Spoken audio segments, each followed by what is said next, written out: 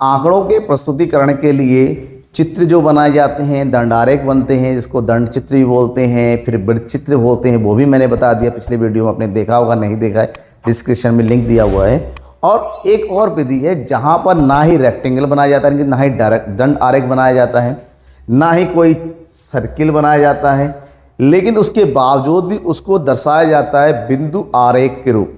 बिंदु आरेख का मतलब होता है बिंदुओं को मिलाते हुए केवल हम क्या बनाते हैं, लाइन, इसको लाइन ग्राफ बोलते हैं। इस तरह से जैसे ये बन गया और यहाँ पर हम क्या होते हैं, प्रॉपर लाइन बना देते हैं, जिसको काल श्रेणी बिंदु रेखा के नाम से जानते हैं, क्योंकि यहाँ पर कहीं ना कहीं समय के साथ जुड़ा होता है। एक समय के आधार पर दिए गए आंकड़ों को दर्शाया जाता है। एक बार में एक आंकड़े दे सकते हैं, एक से ज़्यादा हो सकते हैं, तो एक लाइन बन सकता है, एक से ज़्यादा लाइनें बन सकती हैं। जैसे हमारे पास आंकड़े होते हैं उस हिसाब से उसको दर्शाते हैं।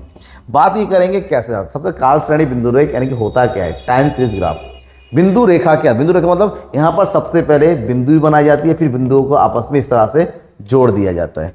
जब समय के आधार पर हमारे पास विशिष्ट समय दे रखा होगा और यहाँ पर समय के आधार पर, ठीक है, जहाँ पर समय को एक्स एक्सिस पर और दूसरे मूल्य को हम वाई एक्सिस पर लेकर दर्शाए जाते हैं, क्योंकि हमारे पास समय जो है इसका बेसिक होता है। समय के आधार पर उसके उत्पादन दे रखा होगा, समय के आधार पर संख्या दे रखी होगी, कुछ भी हो समय के आधार पर होता है। तो बेसिकली जो काल चित्र बनता है काल श्रेणी वाला, दो, एक चर वाला और दूसरा एक से ज़्यादा यानी कि दो या दो से अधिक वाला चित्र बनता है। ठीक है, अब किस तरह से बनाता है, ज़्यादा हमें वो नहीं लफड़े में नहीं पढ़ना है, सिंपल क्वेश्चंस करके समझना है, क्योंकि इससे डायग्राम एग्जाम में पूछे जाते हैं। तो बात यह है कि एक चर वाले कालिक रेखा में हमारे पास समय से संबंधित केवल एक ही तथ्य दे रखे होते हैं, एक ही इंफॉर्मेशन हमारे पास दी होती है। जैसे कि यहाँ पर दे रखा है, प्रदत्त समांकों से एक रेखा चित्र का निर्माण कीजिए। हमारे पास वर्ष दे रखा है, वर्षों के जो है उत्पादन दे रखा है रुपए लाख में, 2009, 2010, 11, 12, 13, 14 का उत्पादन है। अब इसको कहा गया है कि आप बिंदु रेख बनाइए। तो इसको बनाने के लिए सबसे पहले तो आप क्या करेंगे, ग्राफ बनाएंगे, ये हो गया। और यहाँ पर हमारे पास उत्पादन दे रखा है, यहाँ पर हम वाई एक्सिस में यहाँ पर दिखाएंगे हम किसको, उत्पादन को। उत्पादन किस में है, रुपए लाख में। ठीक है, हो गया। अब यहाँ पर दर्शाएंगे किसको, हम वर्ष को।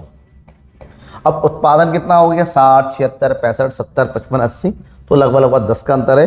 तो 10 का डिफरेंस ले लो, 0, ये हो गया 10, 20, 30, 40, 50, 60, 70 और मैक्सिमम हो गया 80। एक ज़्यादा ले लो कोई फ़र्क नहीं पड़ता, 90।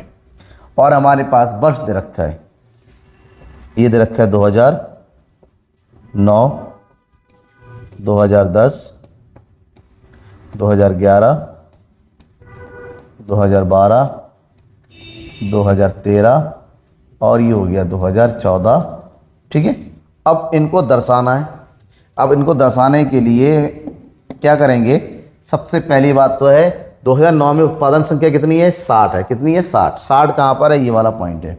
तो ये वाला पॉइंट लो और ये वाला पॉइंट हो, जहाँ पर आपस में मिले ये पॉइंट डॉट बना देंगे। आप ग्राफ पेपर भी बना सकते हैं।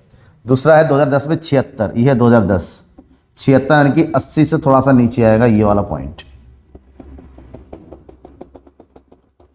ये हो गया पॉइंट। फिर हो गया 65, 70 और 60 के बीच में ये वाला पॉइंट हो गया। फिर हो गया 70, ठीक है, 2012 में 70 हो गया, ये 70 हो गया यहाँ पर।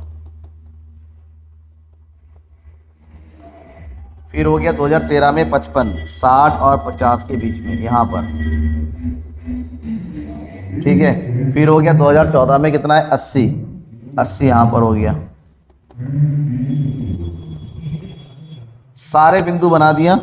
अब क्या करना है, हमें इन सभी बिंदुओं को आपस में क्या करना है, जोड़ देना है। क्या करना है, सभी बिंदुओं को आपस में जोड़ देना है। जोड़ने के लिए क्या करेंगे, पहला बिंदु को दूसरे से, फिर तीसरे से, फिर चौथे से, पांचवें से, लास्ट में अंतिम से। ये जो बन गया, आपने जो रेड कलर में देखा, ये हो गया वर्ष का उत्पादन। बिंदु रेख बोलेंगे, क्या बोलेंगे इसको, बिंदु रेख, बिंदु लाइन ग्राफ। समझ में आ गया। केवल आपको क्या करना है, दो कोऑर्डिनेट्स बनाने हैं जो भी हमारे पास इंफॉर्मेशन दे रखे है, जैसे यहाँ पर वर्ष दे रखे है, उत्पादन, दोनों के बीच में कोऑर्डिनेट बना के ये एक चर बन गया। लेकिन कभी कभी हमारे पास एक से ज़्यादा इंफॉर्मेशन दे रखा है, जैसे कि यहाँ पर दे रखा है, क्या दे रखा है, वर्ष दे रखा है, वर्ष में लाभ है, लाभ के आधार पर व्यय हो गया और व्यय को माइनस करने पर प्राप्त हो रहा है शुद्ध लाभ। अब हमसे कहा गया है एक व्यापारिक फर्म के ये जो समांक होते हैं, इन समांकों को बिंदु रेखीय प्रदर्शित कीजिए। 3 इंफॉर्मेशन है, तो तीनों को हम अलग अलग जो है लाइन ग्राफ में शो करेंगे, लेकिन ग्राफ एक ही बनेगा, लेकिन लाइन हमारे पास 3 बनेंगी। ठीक है, अब 3 लाइन कैसी बनेंगी, इसके लिए हमें सेम, जैसा कि मैंने अभी बताया, कुछ अलग फार्मूला नहीं है, सेम ही करेंगे जैसा हम कर रहे हैं।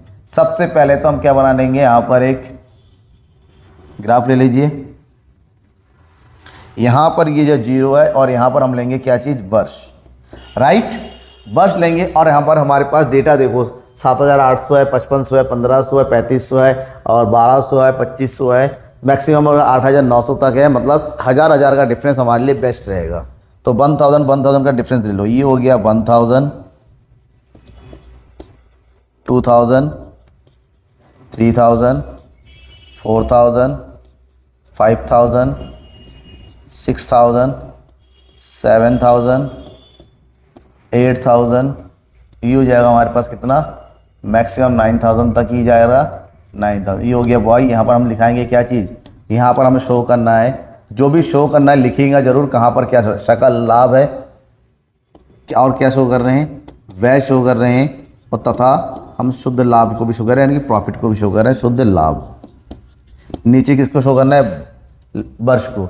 वर्ष कितने हैं हमारे पास, लिख दो इसको भी, ये हो गया 2007, 2008, 2009, 2010, 2011, 2012। ठीक है, अब एक बार में एक ग्राफ बनाएंगे। सबसे पहले कौन सा बनाते हैं, सकल लाभ। सकल लाभ में सबसे पहला 2007 में कितना है, 7,800। 7,800 कहाँ पर होगा, क्योंकि एग्जैक्ट डेटा तो नहीं मिल पाएगा, लेकिन एक एस्टिमेट करेंगे। 7,800 8,000 से थोड़ा सा नीचे बनेगा, यानी कि ये वाला पॉइंट बनेगा, पहला पॉइंट। दूसरा है 5500, 6,000 और 5,000 के बीच में, 2008 का। ध्यान में रखिएगा, एक बार में केवल एक ही लाइन बनाने की कोशिश करेंगे। अब एक से ज़्यादा बनाने जाएंगे तो आप कंफ्यूज हो जाएंगे और गड़बड़ हो जाएगा। फिर है 4800, 5,000 से थोड़ा सा नीचे, ये हो गया 2009 का डेटा। फिर हो गया 4500 2010 में, 4500 यानी कि 4,000 से थोड़ा सा ऊपर और 5,000 से 4,000 उसके बीच में आएगा, 2010। फिर हो गया 6500, 2011 में जा रहा है, 2011 में 6500, 7,000 और 6,000 के बीच में, ये हो गया 2011। फिर लास्ट है 2012, 8,900, 8,900 यानी कि 9,000 से बिल्कुल थोड़ा सा नीचे कर देना है, ये हो गया 2012। ठीक है, अब क्या करना है, सारे बिंदुओं को मिलाना है आपस में। ये हो गया, स्टार्ट कीजिए यहाँ पर, पहला बिंदु 1, दूसरा बिंदु ये हो गया, तीसरा ये हो गया, चौथा यहाँ पर हो गया और लास्ट में 5वां ये हो गया। हो गया, पहला हो गया। अब हम करेंगे दूसरे की बारी। दूसरा क्या है, शुद्ध व्यय। ये हो गया हमारा सकल लाभ। ये वाला क्या हो गया, सकल लाभ। ठीक है, सकल लाभ थोड़ा सा ये जिस कलर में उसी कलर में लिख देते तो बेटर हो गया पहचानने में। ये हो गया हमारे पास सकल लाभ। ठीक है, यानी कि जो हमारे पास पर्पल कलर की लाइन है वो सकल लाभ है। सकल लाभ के बाद अब हम शो कर रहे हैं किस चीज को, व्यय को। व्यय पहले हमारे पास कितना है, 2500। 2500 कहेंगे यानी कि 2,000 और ये हो गया 3,000 के बीच में, पहला पॉइंट। फिर हो गया 5500, कितना है 1500, 2008 में 1500, ये वाला पॉइंट हो गया। फिर हो गया हमारे पास 1800, 2000 से थोड़ा सा नीचे आएगा, 1800।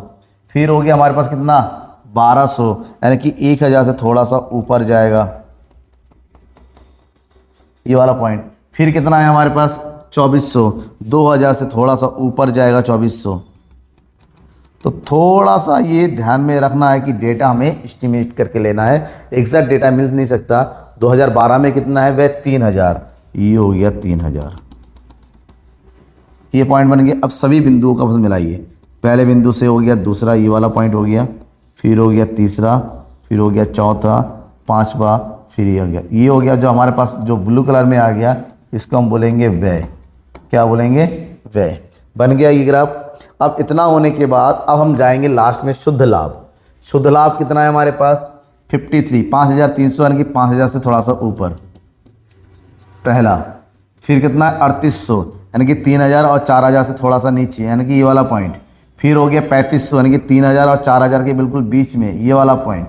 फिर हो गया 2500, 2000 और 3000 के बिल्कुल बीच में, ये वाला पॉइंट। फिर हो गया 6400, 6000 से थोड़ा सा ऊपर, ठीक है, 6000 से थोड़ा सा ऊपर यानी कि ये वाला पॉइंट। फिर हो गया लास्ट में हो गया 6200, 6000 से थोड़ा सा यहाँ पर यानी कि 4000 से थोड़ा सा नीचे, ये वाला पॉइंट होगा। अब ये सबको क्या कर देंगे? हम मिला देंगे। ये हो गया पॉइंट दूसरा, फिर हो गया यहाँ पर, फिर हो गया ये वाला पॉइंट, फिर हो गया यहाँ पर। ये जो कलर जो हम येलो कलर में दिखा रहे हैं, ये हो गया हमारे पास क्या? शुद्ध लाभ। देखिए एक साथ हमने 3 बिंदुओं को दर्शा दिया। ये हो गया आपका कितना?